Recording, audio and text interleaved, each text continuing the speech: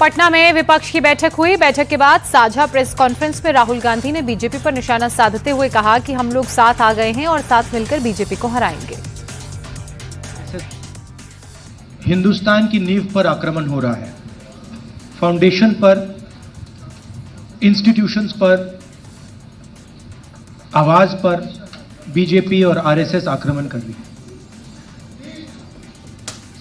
मैंने मीटिंग में भी कहा, यह विचारधारा की लड़ाई है और इसमें हम सब एक साथ खड़े हैं। हम में जरूर थोड़ी थोड़ी डिफरेंसेस होंगी, मगर हमने ये निर्णय लिया है कि हम एक साथ काम करेंगे। विपक्ष की बैठक पर निशाना साधते हुए स्मृति ईरानी ने कहा, कांग्रेस और विपक्ष ये मान चुका है कि मोदी को अकेले हराना नामुमकिन है, इसलिए कांग्रेस को सहारे की जरूरत है। ये हास्यास्पद है कि एकजुट होंगे वो लोग जो राष्ट्र को ये संकेत देना चाहते हैं कि उनकी स्वयं की क्षमता मोदी जी के सामने विफल है।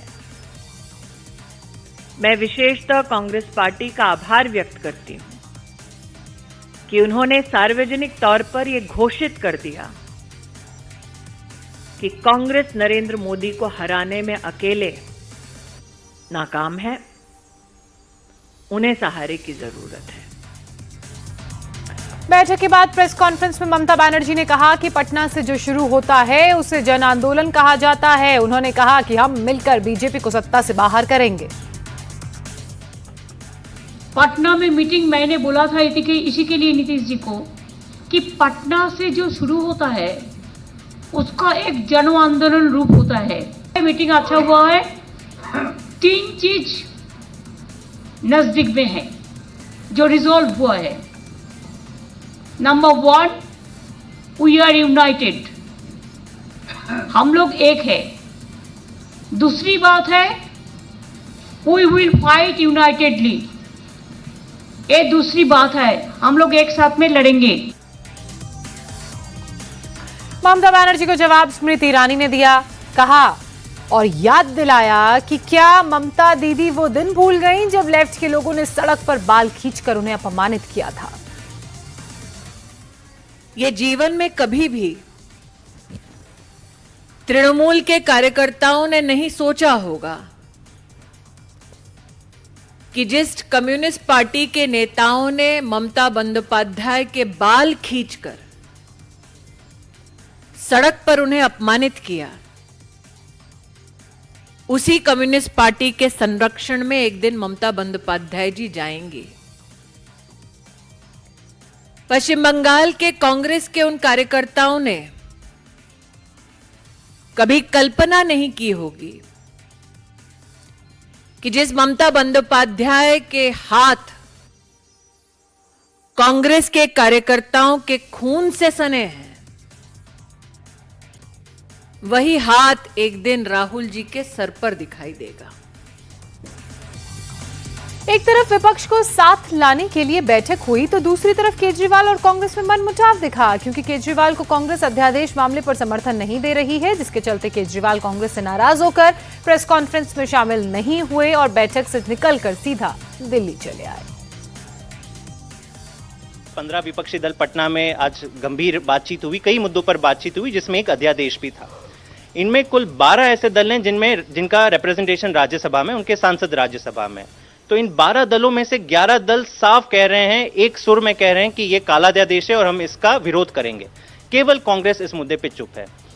आज सारी विपक्षी पार्टियों ने, केवल आम आदमी पार्टी नहीं, बाकी सारी पार्टियों ने कांग्रेस को खूब समझाने की कोशिश करी कि इसका आप निंदा कीजिए, इसका विरोध कीजिए, फिर भी कांग्रेस चुप रहा। उसी साइड कांग्रेस के जो वरिष्ठ नेता हैं, बीजेपी इनके जो पंजाब और दिल्ली के यूनिट के, वो कह रहे हैं कि नहीं, इस पे तो हम मोदी जी के साथ खड़े हैं। तो जरूर कहीं ना कहीं ये संदेह करता है कि क्या सेटिंग इनकी चल रही है। विपक्षी एकता की बैठक पर जब अरविंद केजरीवाल और कांग्रेस में मनमुटाव नजर आया तो स्मृति ईरानी ने इस पर भी तंज कसते हुए कहा, पहले ही दिन एकता की पोल खुल गई, केजरीवाल पहले ही ब्लैकमेल कर रहे हैं। आम आदमी पार्टी का गठबंधन की शुरुआत में ही गठबंधन को पॉलिटिकली ब्लैकमेल करना इस बात का संकेत है कि इस अनहोली अलायंस के साथ क्या पॉलिटिकल अनहोनी होने वाली है। नीतीश कुमार ने बैठक पर कहा कि सारी बातें हो गई हैं, सभी मुद्दों पर सहमति बन गई है। अगली मीटिंग शिमला में होगी जहां बाकी बातें होंगी।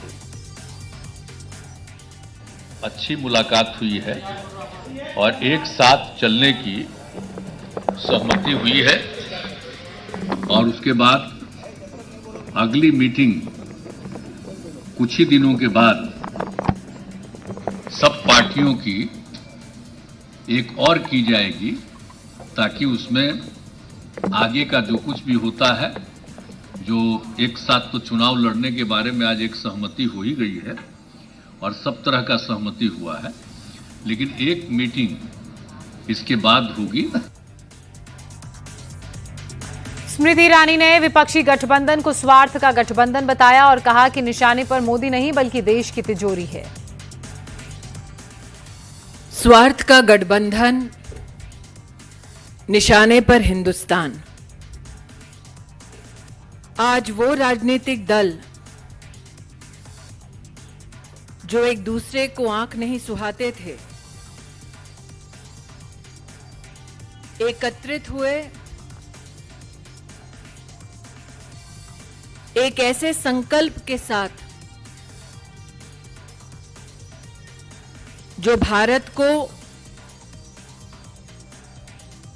आर्थिक प्रगति से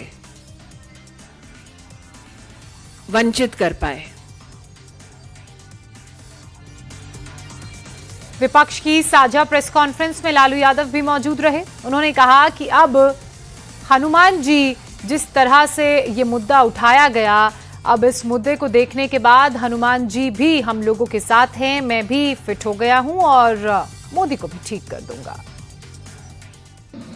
आप पूरी तरह से फिट हो गए हैं, आप बढ़िया से फिट कर दे रहे हैं नरेंद्र मोदी को, भाजपा को। हनुमान जी का नाम लेके चुनाव में जय हनुमान जी करके ये लोग चुनाव लड़ता है। इस बार कर्नाटक में हनुमान जी, महावीर जी नाराज हो गए, ऐसा मारे हैं गद्दा इनके पीठ पर कि राहुल गांधी की पार्टी जीत गई। काफ़ी इनका पार्टी जीता। हनुमान जी अब हम लोग के साथ हो गए हैं। विपक्ष की साझा प्रेस कॉन्फ्रेंस में लालू यादव ने राहुल गांधी की तारीफ की और कहा कि जल्द से जल्द शादी कर लीजिए और हमें बारात में ले चलिए। बात तो हम लोग का आप सलाह माने नहीं, दिया नहीं कि आप शादी कर लेना चाहिए था और अभी भी समय गया बीता नहीं है। शादी करिए और हम लोग बाराती चलें और शादी करिए, बात मानिए। आपकी मम्मी हमको बोलती हाँ, एकदम पक्का करना पड़ेगा। मम्मी आपकी बोलती थी कि आप हमारा बात नहीं मानता, शादी करवाइए आप।